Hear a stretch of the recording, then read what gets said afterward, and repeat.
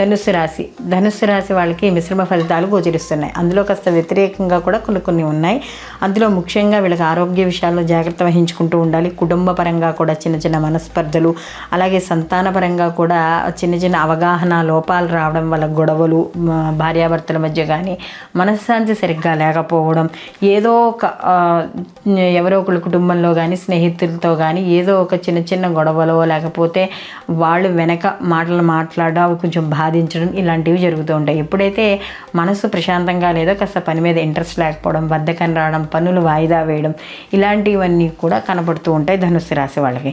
ముఖ్యంగా ఉద్యోగస్తులు అవి కూడా కాస్త ఒత్తిడి ఉంటుంది. స్త్రీలైనా పురుషులైనా కూడా, ప్రభుత్వ రంగ ఉద్యోగస్తులైనా లేకపోతే ప్రైవేట్ రంగ ఉద్యోగస్తులైనా కూడా వాళ్ళకి కాస్త కొంచెము ఇబ్బంది, ఒత్తిడి అనేది కనబడుతోంది.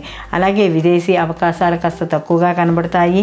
ఎవరైతే ఎక్కడైనా పెట్టుబడులు పెట్టాలన్నా, సంతకాలు రాయాలన్నా, అంటే ఎవరికైనా హామీలు ఉండాలన్నా, లేకపోతే తక్కువ మొత్తంలో ఎక్కువ లాభం వస్తుంది, ఇలాంటివి ఏమైనా మోసాలు ఏమైనా ఉంటే తిరిగి వాటిలో పెట్టడం ద్వారా డబ్బు నష్టపోయే అవకాశం ఉంది. కాబట్టి ఇలాంటి విషయాలకు దూరంగా ఉండడం అనేది మంచిది. ఆదాయానికి మించిన ఖర్చులు ఉంటాయి.